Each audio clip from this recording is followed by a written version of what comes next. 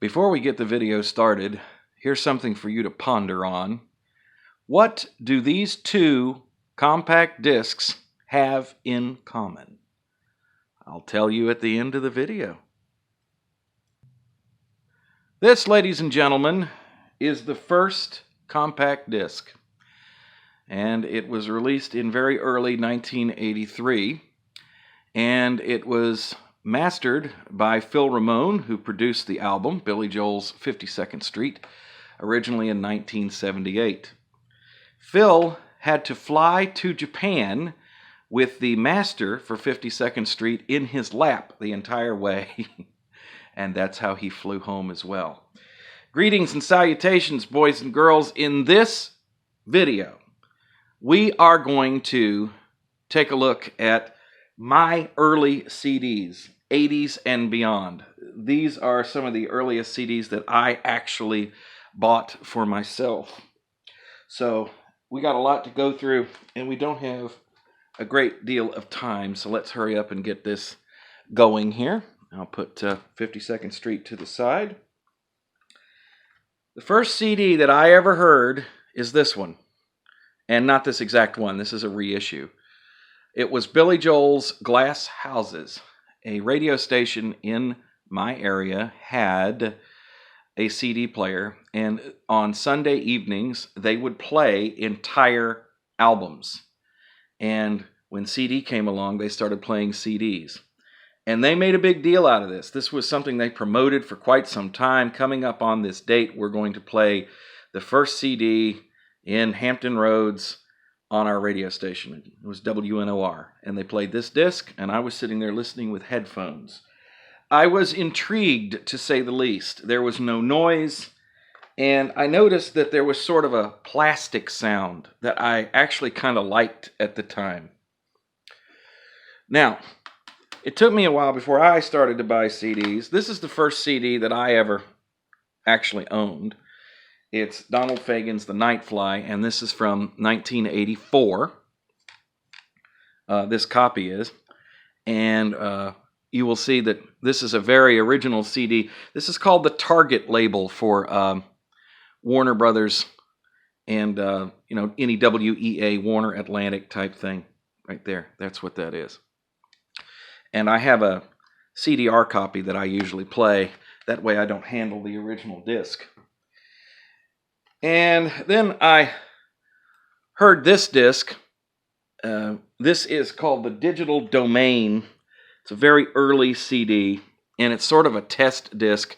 It's very strange music, and it was put together by one of the universities. I don't remember which one, and you can look that up if you want to, but this is a very early CD, The Digital Domain. And this, like I said, was more of a test disc than anything else. Now, when I started buying CDs in earnest, somebody actually gave me the Nightfly even before I had a player. Well, actually, to be quite honest, I didn't buy what I'm about to show you. These were given to me for my 15th birthday in 1985. So this is Supertramp's Brother, Where You Bound, and Steely Dan's Gaucho. First of all, let's look at Supertramp. This is an original West German pressing here. You can see that. These are worth a lot of money these days. All of my other Supertramps, and I have most of their stuff, is the later American pressings. Apparently, they're not worth as much. Steely Dan here, Gaucho, is one of the first CDs to be pressed. It has a very low DIDX number. I think it's 55 or 56. And DIDX, by the way, is not really an authentic catalog number. It was a number that was used by the folks at Sony to keep track of the discs they were pressing. So if you see those numbers on the back of a CD, they really don't mean a whole bunch, except the fact that 52nd Street, which I've already shown you, is DIDX number 1. So this is Asia. Okay, this is DIDX 55 right here. I bought that later, and that is an original. And then Gaucho is DIDX 56. So these two were done one right after the other. You can tell they're very early pressings because there is no UPC code on the back of them. They didn't do that back then. The CDs came in boxes, big long boxes that were designed to fit into record racks. So there you go. Another very early CD that meant a lot to me is, if I can find it, what did I do with it? Hey man, ain't nothing on the screen. You're holding up the show. There ain't nothing going on. What's your problem? This one, this was actually owned by a friend of mine when I was in high school, and it's Arista's Perfect 10. It was their demonstrator disc for the first CDs that they released. And this is, I don't know when this particular version came out. I bought it. I'm assuming that this would be relatively early. This may be a reissue because there is a UPC, but Arista had those, and so did Columbia pretty much from the beginning. They had those on the back of their discs. And anyway, the original one that I heard from 1984, same disc, same sound, same master, just a different issue even if it was one. It's one of the earliest ones that I heard. And that got me started on CDs. I think that's the first one. So now let's just get off into weird stuff that I've collected through the years. Let's start out with the Beatles, boys and girls. And I'm not going to show you everything.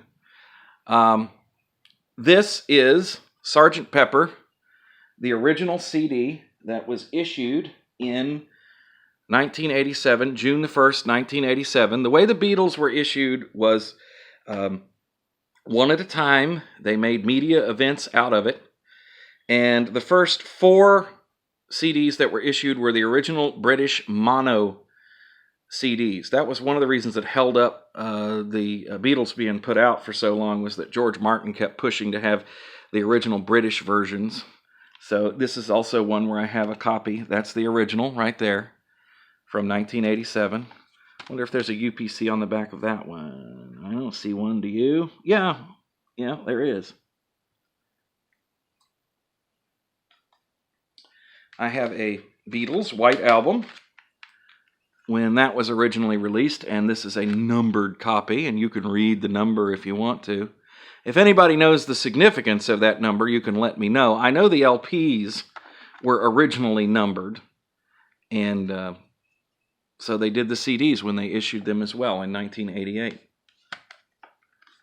So I went out to get them, and yeah, these are originals, so these might look a little dirty and faded and yellowed. That's because they're from 1988. Now, as far as Beatles are concerned, I mentioned that the first 4 Beatles albums were the British versions that were released in the US. They were in mono.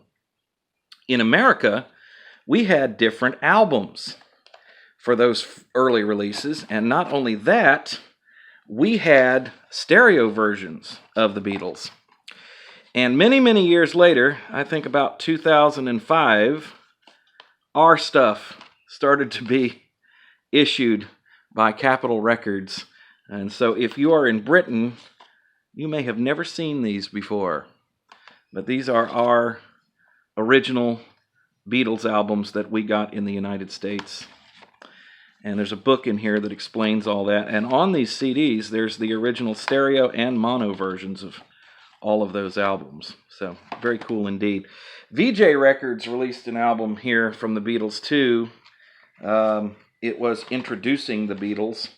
I had a copy of that when I was a kid. I don't have that anymore. Would be nice to have, wouldn't it? Okay, let's change gears a little bit. I want to look at some jazz CDs because I've been kind of into this lately, and it was one of the first big formats to be pushed on CD because of the higher quality and whatnot. And so let's go here. There's a shadow if I do that, isn't there? Let me put these over here. So this was a big deal in the late 80s. Columbia Records came along with their Columbia Jazz Masterpieces series, and just got these not too long ago. These are the first sampler CDs that came from that, Volume 1 and Volume 2. I actually had this collection that you're looking at back in those days on LP. I did not have the CDs. They put out records as well for these. And I was intrigued with that at the time because I'm a huge jazz fan. And so I have been collecting these again. I used to play them on the radio. Okay. Now, some of the stuff with these they got right, and some of them they got wrong. So here's Monk's Dream, the reissue CD. And here is Miles Davis. And those of you who know Kind of Blue are probably looking at this and going, well, that cover's not right. Yeah, it ain't. But they used a later cover. Columbia had changed the cover through the years. Here's one they got wrong. This is the Dave Brubeck Quartet's Time Out CD. And they made a big deal of issuing this, and the audio quality is not there on this. There's constant distortion in the right channel for some reason. I do not know why. So much later on, this was remastered and reissued, and the later version's better if you can find it. This is the good sounding one, the original. This was released in 1985. And like I said, they always had the UPC on the back of the Columbia CDs. There's a mistake here, and that is when they printed this, it says Take 5 instead of Time Out. This is how you know you have the original disc. And this one actually sounds way better than the one they say, oh, is remastered from the original master tape and blah-de-blah-de-blah. I don't know why. Now, later on, the Columbia people really got their stuff together. This was after Sony had bought them. This is a later CD from the late 90s, early 2000s. This is an album that I had. I had the record, and I was tickled to see the CD. This is Duke Ellington's Festival Session album, and they did a really nice job reissuing this. Somewhere around, I don't know when it happened, in the early 90s, the record companies decided that they were no longer going to put, the actual track selection on the disc itself, which I find stupid. Like this one here. This is a reissue of 2 Four Freshmen albums.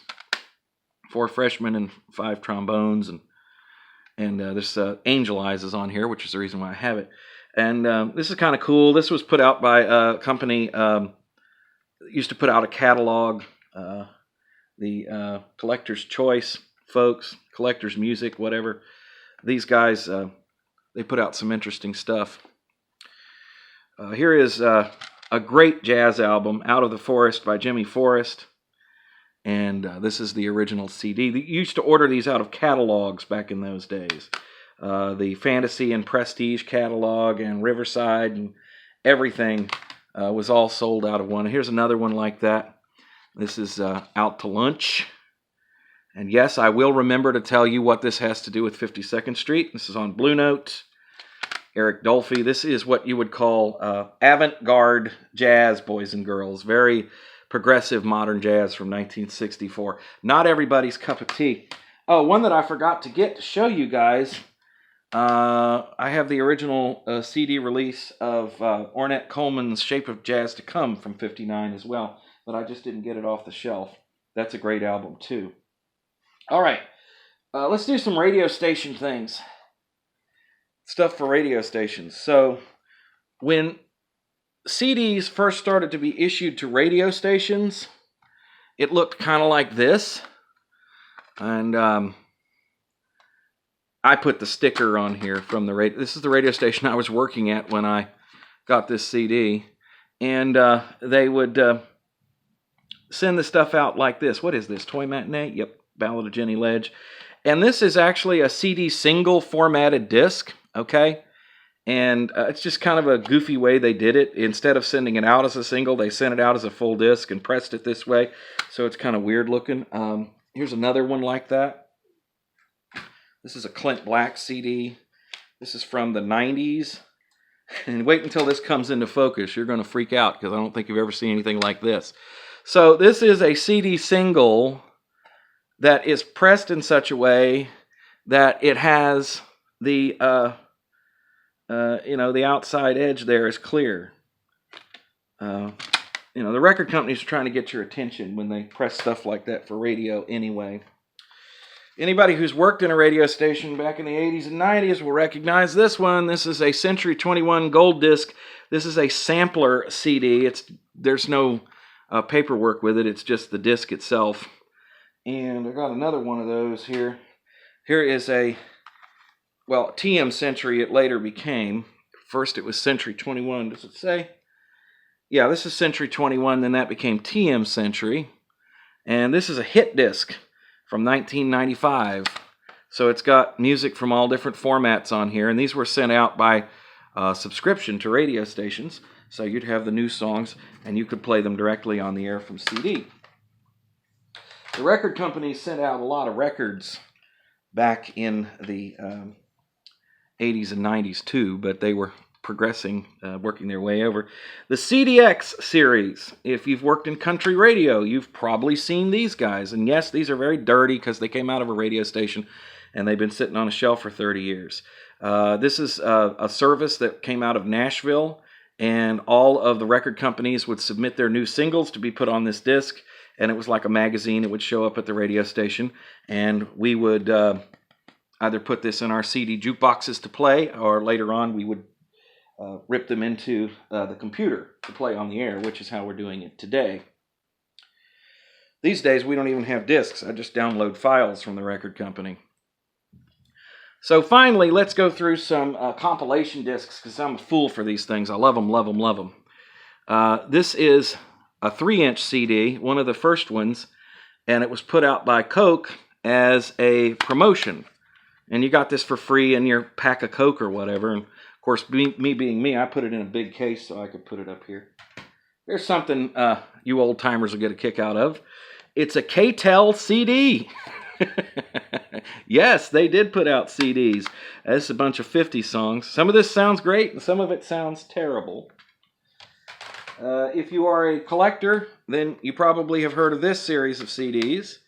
And I got a couple of them to show you here. This is the Billboard Top Hit CDs put out by Rhino Records. And I have these going from 1961, 59 to the mid-90s. Pretty much everything they put out in this series I have picked up through the years. These have been on the air at a lot of radio stations. And there are songs from these discs that are playing on the air now at the radio station that I work at.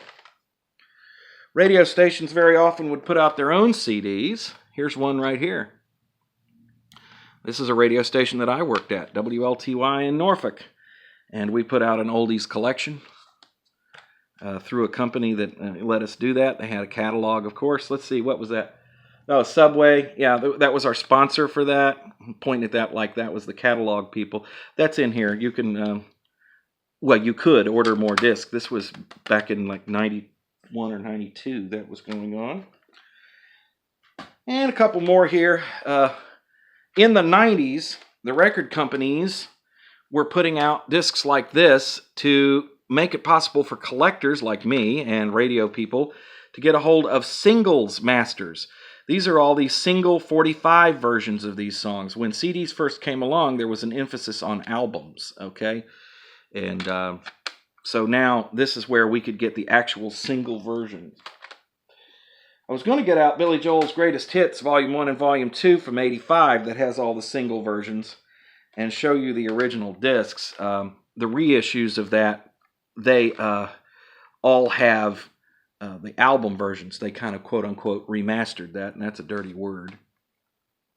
This is one of my favorite collections, Nipper's Greatest Hits.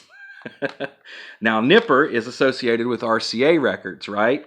So these are a bunch of very rare stereo mixes of RCA songs, country and pop, and some discos on here when you get into the 70s. Some very interesting things here, like the original Styx Lady is on this disc, which was available for many years just on wooden nickel records on that 45. Well, this is where it ended up on CD. It was issued at some point. A&M Records couldn't get rights to that, so when they did the Styx Greatest Hits album, they re-recorded this, or at one point they did, which I just think is a travesty, and that should never happen anyway. So that's what I got to show you guys. By the way, what does 52nd Street and Eric Dolphy's Out to Lunch have in common? They both feature jazz trumpeter Freddie Hubbard, Hubcat. He's on that disc.